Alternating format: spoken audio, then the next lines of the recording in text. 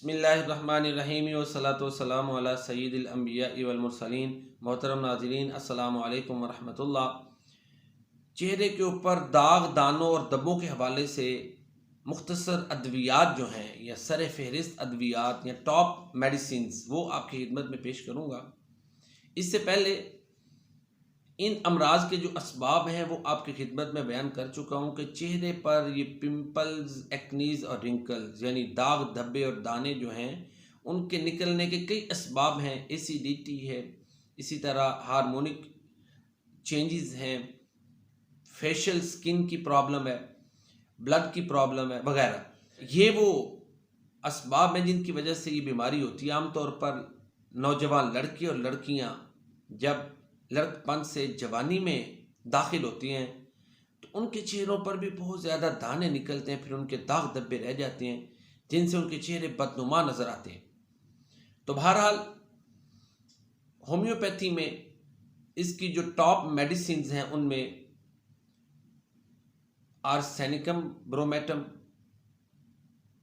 کلکیریا سلف، نگلا سٹائیوا ایسٹریاس 30 میں، اور اس کے علاوہ ایکینیشیا، اس کو ایچینیشیا بھی کہتے ہیں، بربرس ایکوفائلم وغیرہ، یہ وہ میڈیسنز ہیں۔ ان میں زیادہ تر ان کے جو کیسز ہیں ان دانوں کے، رنکلز کے حل ہو جاتے ہیں۔ اسی طرح سورائنم ہے، اس کو بھی ذہن میں رکھے۔ In some cases, in some specific cases psorinum is also useful for these specific diseases.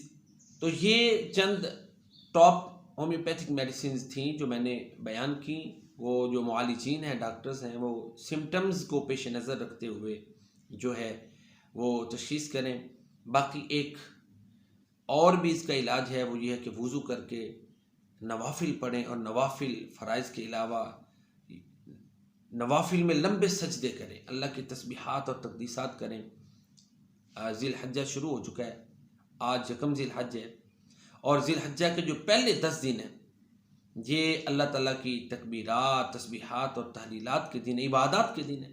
نوافل ان میں پڑھنے چاہیے، کثرت سے قرآن کریم کی تلاوت کرنی چاہیے۔ روزے کی اگر استطاعت ہے تو روزہ رکھے، رات کو قیام کی استطاعت ہے تو قیام کرے۔ تو بہرحال یہ دن عبادات کے دن ہیں۔ وَاذْكُرُوا اللَّهَ فِي أَيَّامٍ مَّعْلُومَاتٍ، ان دنوں میں اللہ کو کثرت سے یاد کرنا چاہیے۔ تو یہ بھی اس کا ایک حل ہے۔